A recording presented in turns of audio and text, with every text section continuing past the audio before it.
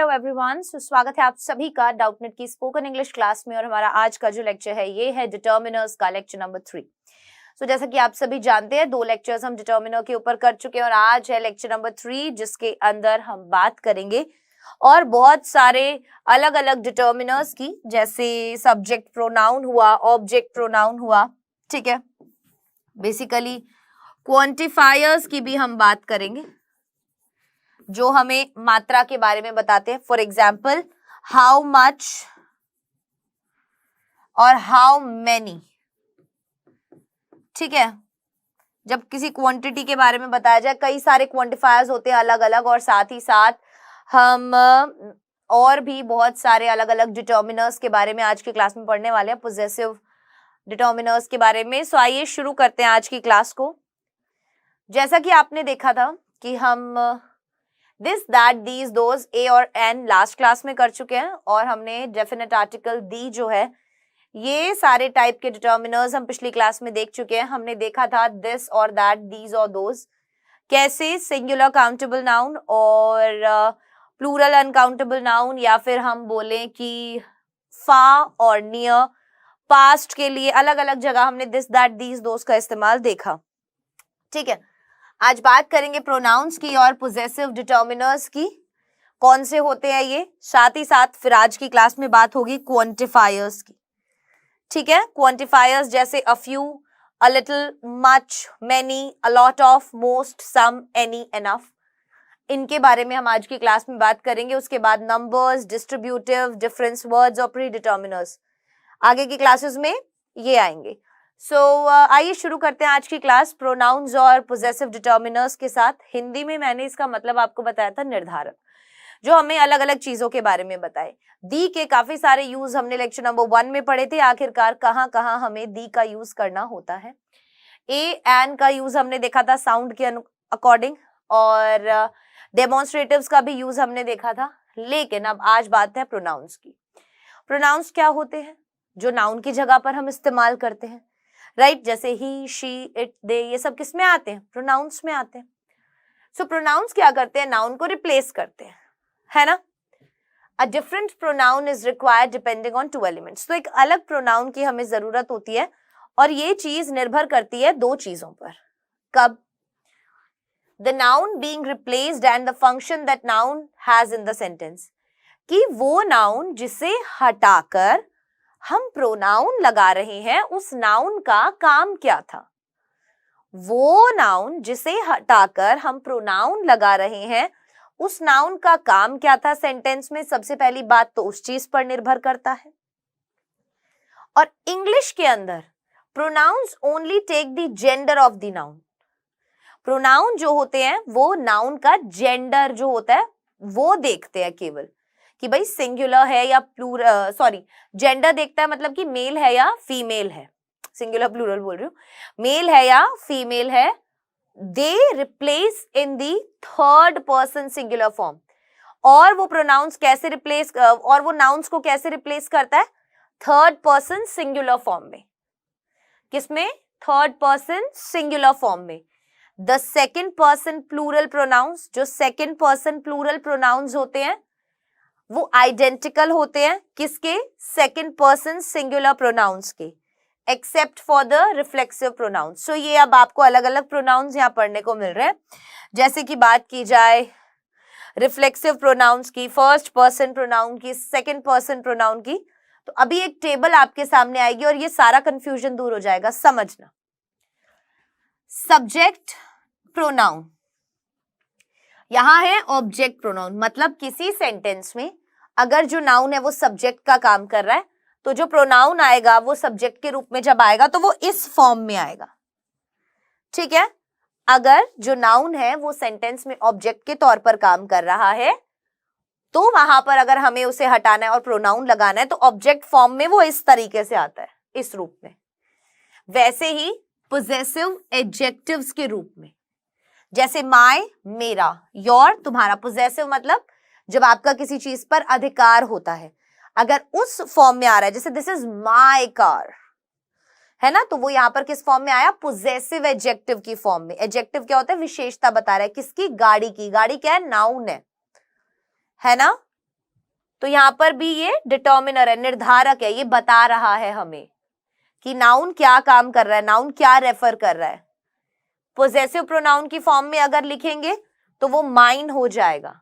Pronoun की, adjective की form में माय था, प्रोनाउन की फॉर्म में लिखेंगे माइन होगा, और रिफ्लेक्सिव या इंटेंसिव प्रोनाउन के केस में लिखते हैं तो वो माई सेल्फ होता है। मतलब किसी भी चीज की जो भी एक्शन हो रहा है नाउन के द्वारा जो किया जा रहा है उसका प्रभाव नाउन पर ही पड़ रहा है। ठीक है, जैसे my self, your self, himself, her self. ठीक है, सो देखो फर्स्ट पर्सन सिंगुलर प्रोनाउन क्या होता है, आई। ऑब्जेक्ट प्रोनाउन होता है मी, पोजेसिव एडजेक्टिव होता है माय, पोजेसिव प्रोनाउन होता है माइन, और रिफ्लेक्सिव होता है माई सेल्फ। वैसे ही सेकेंड पर्सन सिंगुलर प्रोनाउन क्या होता है, यू, यू। इसीलिए यहां बोल रहे थे जो सेकेंड पर्सन प्लूरल प्रोनाउंस होते हैं वो आइडेंटिकल होते हैं सेकेंड पर्सन सिंगुलर प्रोनाउन के। So second person singular pronoun अगर हम यहां देखें और सेकेंड पर्सन प्लूरल प्रोनाउन हम देखें, सेकेंड पर्सन प्लूरल भी यू, यू, योर, योरसेल्व्स है, और ये रहा सेकेंड पर्सन सिंगुलर प्रोनाउन भी यू, यू, योर, योर्स और योरसेल्फ है।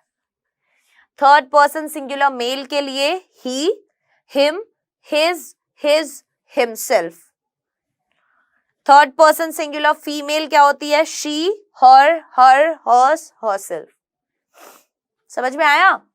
तो अब इससे आपका फर्स्ट पर्सन, सेकंड पर्सन और थर्ड पर्सन वाला डाउट जो है वो क्लियर हो जाना चाहिए। फर्स्ट पर्सन में क्या आता है, आई, सेकंड पर्सन में आता है यू, और थर्ड पर्सन में आता है ही, शी, इट, दे। इस तरीके से थर्ड पर्सन सिंगुलर या न्यूट्रल में इट, उसके बाद फर्स्ट पर्सन अगर प्लूरल है तो आई और we. So first person pronouns कौन से होते हैं, आई और वी होते हैं। सिंगुलर आई होता है, वी प्लूरल होता है। सेकेंड पर्सन सिंगुलर और प्लूरल प्रोनाउन कौन से होते हैं, you. Third person singular pronoun क्या होते हैं, ही मेल के लिए, शी फीमेल के लिए, और थर्ड पर्सन प्लूरल प्रोनाउन क्या होते हैं, दे के लिए, दे, देम, देयर, देयर्स और देमसेल्व्स। आई ये टेबल समझ में, यहां पर ये टेबल आपको ग्रामर वाले पोर्शन में भी बहुत काम आने वाली है। ठीक है, ये टेबल का यूज आपको ग्रामर वाले पोर्शन में भी बहुत होगा। अब बात करते हैं सब्जेक्ट प्रोनाउंस की। देखो, subject pronouns replace nouns that are subject of their clause. अब सब्जेक्ट प्रोनाउन क्या काम करेंगे, वो उन नाउन्स को हटाएंगे जो सब्जेक्ट है उनके क्लॉज के। ठीक है, जो भी क्लॉज दिया हुआ है, जो भी वाक्यांश दिया हुआ है उसके क्या है वो subject. In the third person subject pronouns are often used to avoid repetition of the subject's name. एक बात समझना, थर्ड पर्सन के अंदर सब्जेक्ट प्रोनाउंस जो होते हैं आर ऑफन यूज्ड, वो अक्सर यूज किए जाते हैं to avoid repetition of the subject's name. Subject का जो नाम है ना वो बार बार रिपीट ना हो, इसीलिए थर्ड पर्सन के अंदर सब्जेक्ट प्रोनाउंस अक्सर इस्तेमाल किए जाते हैं। और थर्ड पर्सन में कौन से आ गए, ही, शी, इट, दे, है ना। तो इनका यूज हम कब करते हैं, जहां हमें नाम जो अगर बार बार आ रहा है वो रिपीट ना करना पड़े, उसके लिए हम इस्तेमाल करते हैं। जैसे हम बोले कि Ram is a good boy, Ram pledge cricket, Ram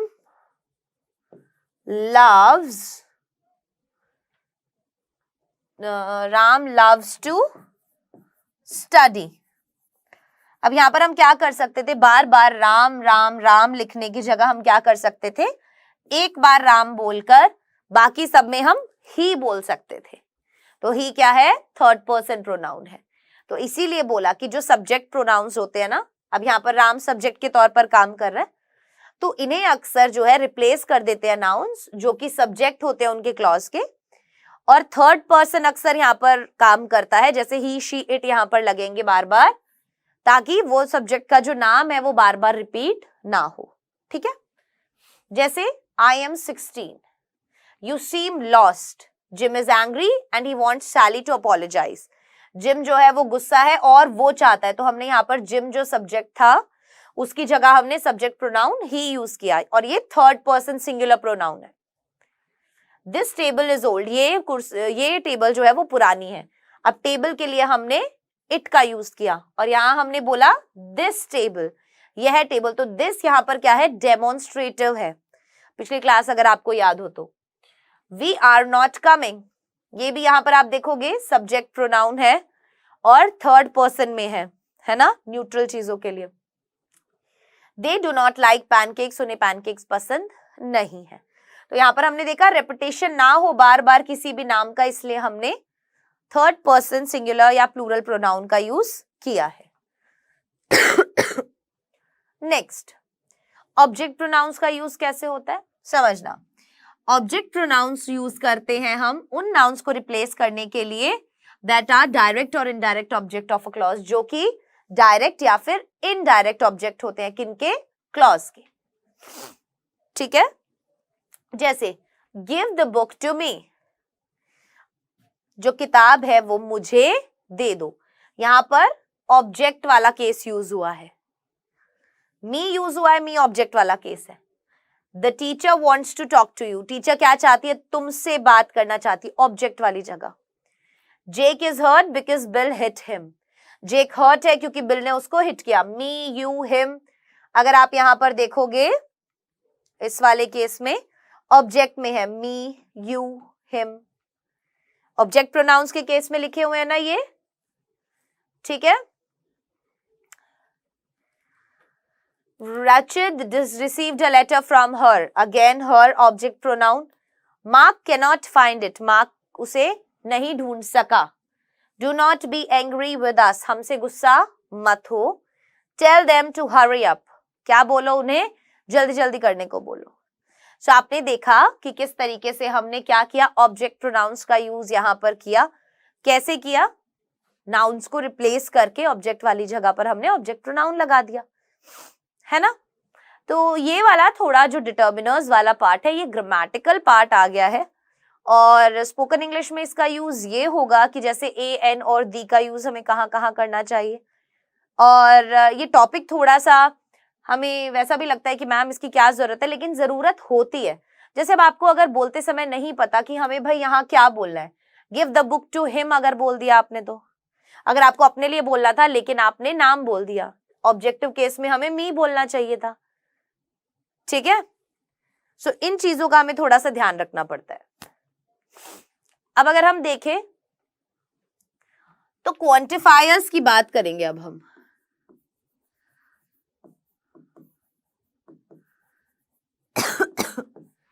किन की बात करेंगे, क्वांटिफायर्स की। क्वांटिफायर्स में क्या हो जाता है, जहां पर भी नंबर्स की बात करने लग जाए हम, जैसे 1 2 3 4 5, या फिर कार्डिनल के अकॉर्डिंग बोले तो 1 2 3 4 5 ऐसे, और ऑर्डिनल बोले तो फर्स्ट, सेकंड, थर्ड, फोर्थ और फिफ्थ, इस तरीके से यूज करते ना हम। सो क्वांटिफायर्स हमें बताएंगे क्या, क्वांटिफायर्स अक्सर हमें ये बताएंगे कि भाई आखिरकार जो नंबर है कितना, और जैसे हाउ मच और हाउ मेनी के बारे में किसी भी सेंटेंस में हमें पता चलता है कि मात्रा क्या है। ठीक है, तो नंबर्स जो होते हैं इंग्लिश में वो कैसे होते हैं, कार्डिनल नंबर्स तो हम बोलते हैं 1 2 3 वगैरह को। ठीक है, ये एडजेक्टिव्स होते हैं और ये हमें क्वांटिटी के बारे में बताते हैं। क्या होते हैं ये, एडजेक्टिव्स होते हैं और ये हमें क्वांटिटीज के बारे में बताते हैं, मात्रा के बारे में बताते हैं। और जो ऑर्डिनल नंबर्स होते हैं जैसे फर्स्ट, सेकंड, थर्ड, ये हमें डिस्ट्रीब्यूशन के बारे में बताते हैं, वितरण के बारे में बताते हैं। ठीक है, कैसे समझना, ये तो आपने देख लिया है कि नंबर 1 2 3 4 कार्डिनल फॉर्म में ऐसे लिखा जाता है, ऑर्डिनल फॉर्म में ऐसे लिखा जाता है। जैसे there are 25 people in the room, so 25 यहाँ पर एडजेक्टिव हो गया क्योंकि ये इस नाउन को कॉम्प्लीमेंट कर रहा है, right. He was the 14th person to win the award. अब यहां पर देखो, यहां पर हमें एक नंबर पता चला, यहां पर हमें एक क्वांटिटी पता चली, यहां पर हमें डिस्ट्रीब्यूशन पता चला कि he was the 14th person to win the award, कि जितने भी अवार्ड्स बटे उनमें से ये 14th बंदा था जिसको ये अवार्ड मिला। 600,000 people were left homeless after the earthquake. तो अब आप जब भी इंग्लिश में लिखते हैं ना तो आप ऐसे नहीं लिखेंगे 600,000, इस तरीके से नहीं लिखोगे। ठीक है, हमेशा कार्डिनल फॉर्म में लिखते हैं इंग्लिश के अंदर, जब भी लिखते हैं इस फॉर्म में नहीं लिखते हैं, नंबर फॉर्म में नहीं लिखते हैं। So 600,000 people were left homeless after the earthquake. तो जैसे ही earthquake आया तो इतने लोग जो है वो क्या हो गए, homeless हो गए। I must have asked you 20 times to be quiet. So again देखा आपने, यहाँ पर हमने 20 ऐसे यूज नहीं किया, ऐसे यूज किया है ना। He went to Israel for the third time this year. So अब इस साल में तीसरी बार, 3 टाइम यहाँ पर अगर हम बोलते तो वो गलत होता। He went to Israel for the 3 time this year, नहीं, 3rd time this year, तीसरी बार। तो एक साल में जो डिस्ट्रीब्यूशन हुआ वो कैसे हुआ कि भाई तीसरी बार अब ये क्या गया, इजराइल गया। ठीक है, अब हमें क्या करना है, राइट क्वांटिफायर उठाना है। कैसे? To answer the questions how much and how many. अगर हमें ये सवालों के जवाब देने हो, हाउ मच का और हाउ मेनी का, है ना। Certain quantifiers can be used with countable nouns. कुछ निश्चित क्वांटिफायर्स होते हैं जिन्हें हम काउंटेबल नाउन्स के साथ यूज कर सकते हैं। काउंटेबल नाउन्स कौन से होते हैं, जिनकी हम गिनती कर सकते हैं। फ्रेंड्स, कप्स, पीपल, इनको हम काउंटेबल में बोलते हैं क्योंकि इन्हें हम गिन सकते हैं। अदर्स विद अनकाउंटेबल नाउन, बाकी के कौन से होते हैं, अनकाउंटेबल नाउन होते हैं जिन्हें हम गिन नहीं सकते, जैसे शुगर, टी, मनी। ठीक है, and still others with all types of noun, और भी तरीके के जो नाउन होते हैं उनके साथ। तो अगर हमें पता लगाना है कि हाउ मच और हाउ मेनी, वहां पर हमें क्या करना होता है कि कुछ निश्चित क्वांटिफायर्स होते हैं जो हम इस्तेमाल करते हैं काउंटेबल और अनकाउंटेबल नाउन्स के साथ। अब यहां पर देखना, a little, a bit of, a great deal of, a large amount of। ये केवल काउंटेबल नाउन्स के साथ यूज होंगे, सॉरी अनकाउंटेबल नाउन्स के साथ यूज होंगे। ओनली विद अनकाउंटेबल नाउन्स, ये वाले सारे क्वांटिफायर्स अनकाउंटेबल नाउन के साथ यूज होंगे। No, none, not any, some, any, a lot of, lots of, plenty of, ये ऑल टाइप्स ऑफ नाउन्स के साथ यूज होंगे। जैसे अ लिटिल, थोड़ा सा, नो, नन, नॉट एनी। और ये जो होंगे ओनली विद काउंटेबल नाउन्स, ये जो होंगे अ few, a number of, several, a great number of, या फिर अ लार्ज नंबर ऑफ। सो ये अगर हम याद यूज कर रहे हैं अनकाउंटेबल के साथ अ लिटिल, तो हम सभी टाइप्स के नाउन के साथ नो, नन या नॉट एनी यूज करेंगे, और हम काउंटेबल नाउन्स में अ फ्यू यूज करेंगे। सो ये वाला डिफरेंस है। अ लिटिल का मतलब भी थोड़ा ही होता है और फ्यू का मतलब भी थोड़ा ही होता है, लेकिन डिफरेंस इतना है कि यहाँ पर अनकाउंटेबल नाउन है और यहाँ पर काउंटेबल नाउन है। तो जब भी आप बोले तब भी आप ध्यान रखें, ठीक है, कि भाई आप काउंटेबल नाउन्स के साथ बोल रहे हैं या फिर आप अनकाउंटेबल नाउन्स के साथ बोल रहे हैं। ठीक है, एग्जाम्पल देखते हैं। Would you like some tea and a few cookies. अब यहाँ पर एक तो यूज हुआ है सम, एक यूज हुआ है फ्यू। हमने क्या देखा था, सम जो है वो किसके साथ, सभी तरीके के नाउन्स के साथ यूज हो सकता है, और अ फ्यू काउंटेबल नाउन्स के साथ यूज हो सकता है। यहां पर इसने बोला टी के साथ, तो ये सभी तरीके के नाउन, चाहे काउंटेबल हो चाहे अनकाउंटेबल हो। ठीक है, so would you like some tea, क्या तुम चाय लेना चाहोगी, और थोड़ी सी कुकीज। अब कुकीज जो होती हैं वो काउंटेबल होती हैं, तो इसलिए हमने अ फ्यू कुकीज यहां पर यूज किया। I always put a little milk. A little milk, milk आप काउंट नहीं कर सकते, अनकाउंटेबल होता है, अ लिटिल हमने यूज किया। I always put a little milk and some carrots in my soup. Some का यूज हम सभी के साथ करते हैं, तो कुछ कैरेट्स जो होते हैं वो मैं अपने सूप में डाल सकता हूं। He has several apples. Several, अब यहां पर एप्पल्स को आप काउंट कर सकते हो, अगेन काउंटेबल्स में एप्पल्स आता है, सेवरल आता है, right. She has plenty of clothes, उसके पास काफी कपड़े हैं। सो प्लेंटी ऑफ, अगेन आप देख सकते हैं यहां पर क्या हमने लिख रखा है, यस, हर तरीके के नाउन के साथ हम इसे यूज कर सकते हैं। सो यहां पर उसने बोला she has plenty of clothes for the winter, की काफी उसके पास कपड़े हैं सर्दियों के लिए। I received a large amount of feedback from my survey. भाई मुझे काफी मात्रा में फीडबैक मिले मेरे सर्वे से. So a large amount of uncountable है. ठीक है. So इस तरीके से हम यूज कर सकते हैं. अब देखते हैं much और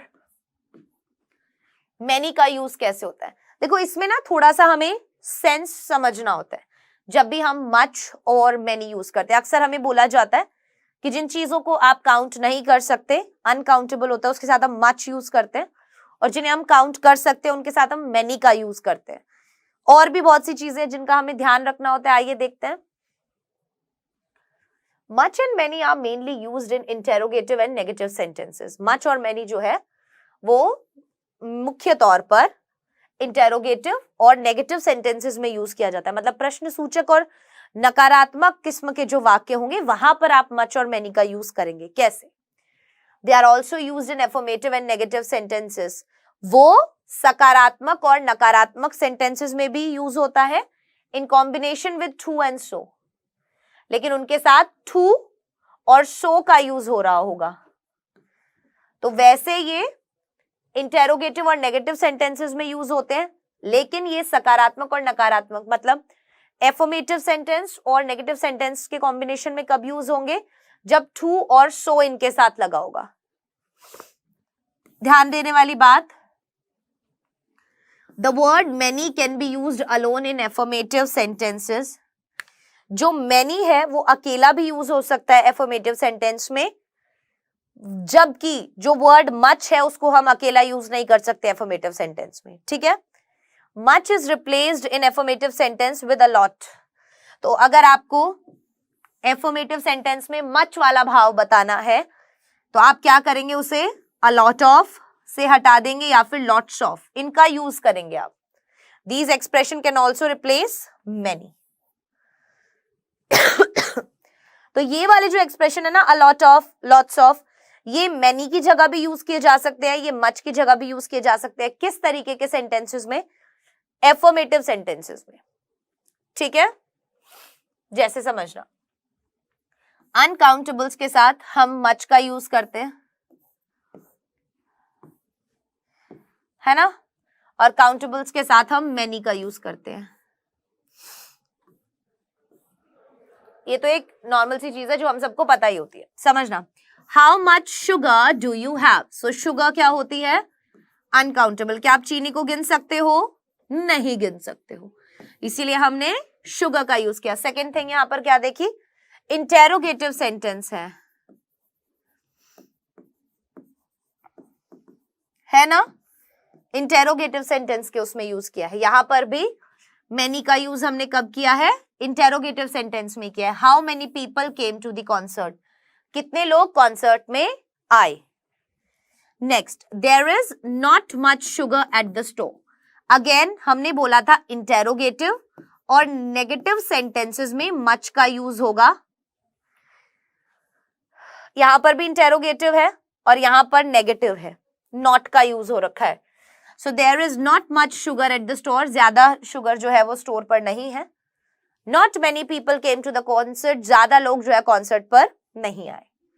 आई have too much sugar at home. अब यहां देखो, ना ही तो यहां पर इंटेरोगेटिव सेंटेंस है, ना ही यहां पर नेगेटिव है, लेकिन अगेन हमने बोला था टू और सो के साथ हम इन्हें एफर्मेटिव मतलब सकारात्मक वाक्यों में यूज कर सकते हैं. तो ये एक सकारात्मक वाक्य है, लेकिन हमने मच का यूज जो किया वो टू के साथ किया. आई have too much sugar at home. या फिर हम बोल सकते थे, अगर हमें टू मच का यूज नहीं करना था तो हम बोल सकते थे अ lot of. So I have a lot of sugar at home या lots of sugar at home. There were too many people at the concert. समझ में आया? अगर एफर्मेटिव में यूज होगा तो टू और सो लगाकर.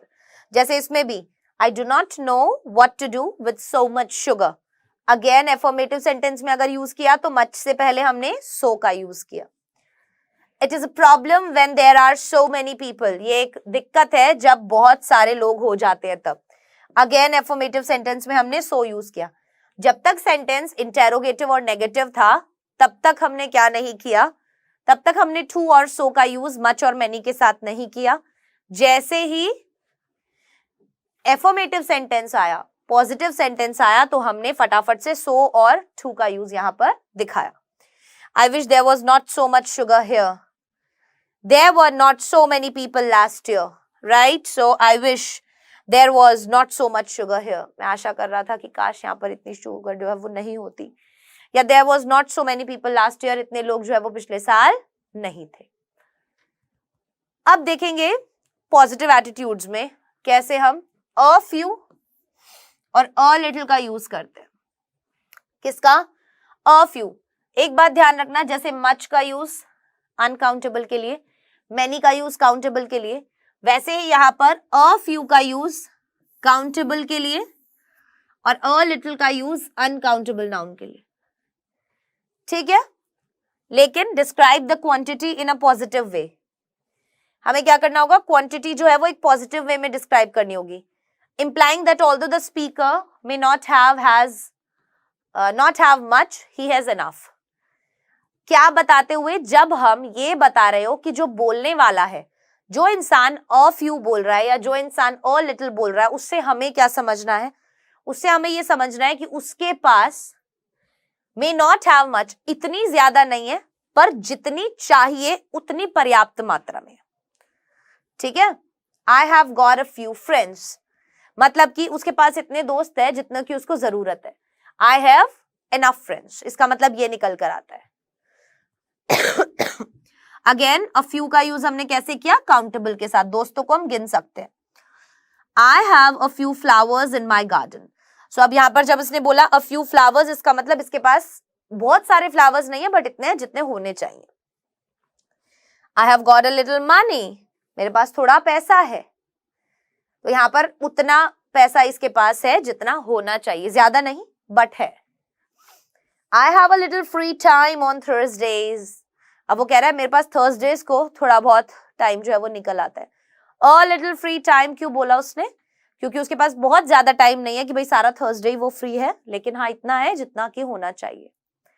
ठीक है. सो a few और a little का यूज, a few का यूज अनकाउंटेबल नाउन्स के साथ, a little का यूज a few का यूज काउंटेबल नाउन्स के साथ और a little का यूज अनकाउंटेबल नाउन्स के साथ होता है. बस ध्यान इस बात का रखना है कि जब भी हम इन दोनों का इस्तेमाल कर रहे हैं, चाहे काउंटेबल में चाहे अनकाउंटेबल में, उस बात का सेंस ये निकल कर आता है कि भाई आपके पास जो भी चीज है वो उतनी मात्रा में है जितनी पर्याप्त है.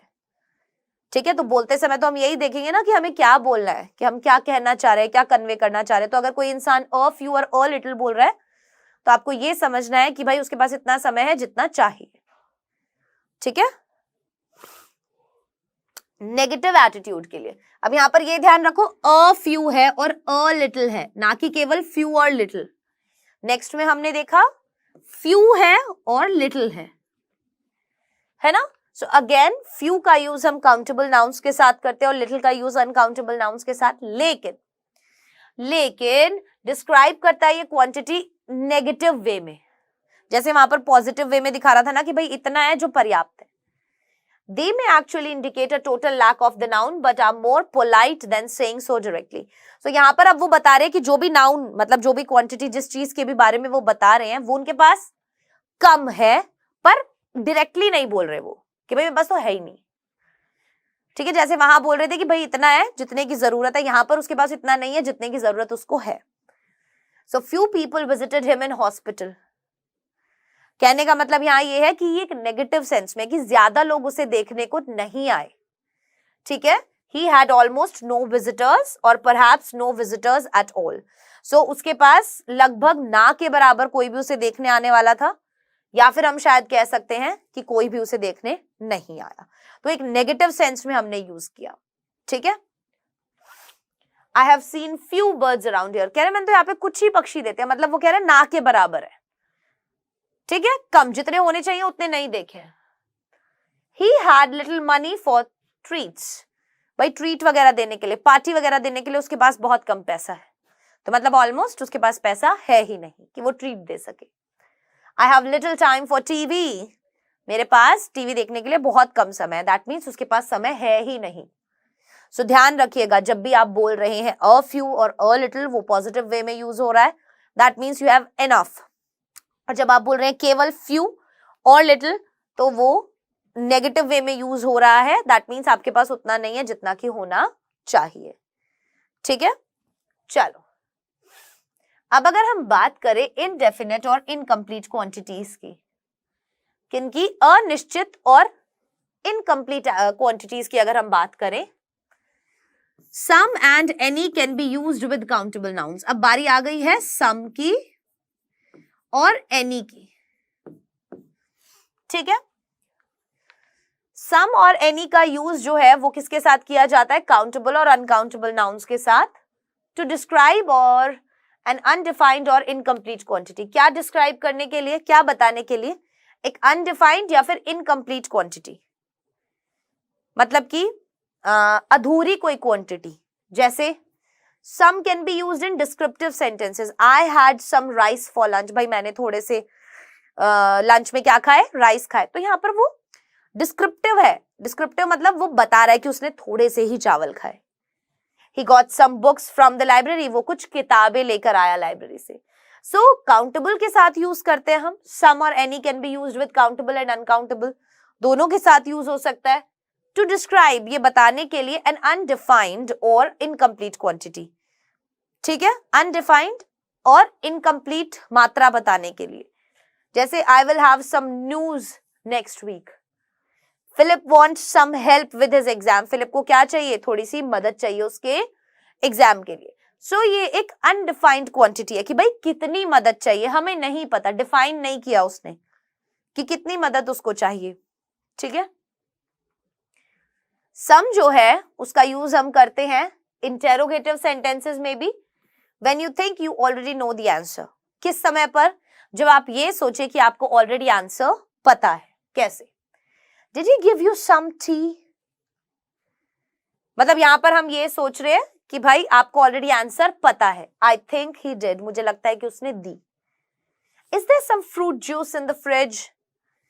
I think there is, मतलब आपको थोड़ा सा अंदाजा है पहले से कि जो सवाल मैं यहां पर कर रहा हूं उसका जवाब आपको पता है कि वो चीज मौजूद है।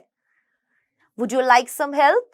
अब आप देख रहे हैं किसी को मदद की जरूरत है और आप अगर उससे जाके पूछ रहे हैं कि आपको मदद चाहिए, तो वहां पर आपको ये समझ में आ रहा है, पहले से आपको पता है कि हाँ उस इंसान को मदद चाहिए। Will you have some roast beef? Probably you will. आई बात समझ में, ये चीज क्लियर हुई। Some can also be used in interrogative sentences to ask for something or to offer something। अब some का यूज हम कहाँ कर सकते हैं, इंटेरोगेटिव सेंटेंसेस में कर सकते हैं। क्या पूछने के लिए, कुछ मांगने के लिए और कुछ ऑफर करने के लिए। जैसे could I have some books please, क्या मैं कुछ किताबें ले सकता हूं please. Why don't you take some apples home with you, क्यों ना तुम अपने साथ कुछ एप्पल्स ले जाओ। सो सी, यहां पर हमने पहले तो किसी चीज की डिमांड की और दूसरे में ऑफर की कोई चीज। Would you like some tea? Will you have some cake? ठीक है, तो अगर हम किसी को कोई चीज ऑफर कर रहे हैं या किसी से कोई चीज मांग रहे हैं, वहां पर भी हम सम डिटर्मिनर का यूज करते हैं। सो ये थे कुछ और डिटर्मिनर्स जो हमने आज की क्लास में किए। अब बारी है क्विज की। क्विज का पहला क्वेश्चन आपके सामने ये रहा। According to the studies, dolphin, whales and blank space other sea creatures use highly sophisticated navigation system. Any other sea creature, a little sea creature, many other sea creature और much. ध्यान दीजिएगा, countables है यहाँ पर। According to studies के अनुसार dolphins हुई, Wales हुई और बहुत सारे ऐसे सी क्रिएचर्स। सो काउंटेबल्स है ना, सी क्रिएचर्स को काउंट कर सकते हो आप। क्या यूज करोगे? Next question, in the United States of America there are literacy classes for workers blank space of whom never graduated from high school।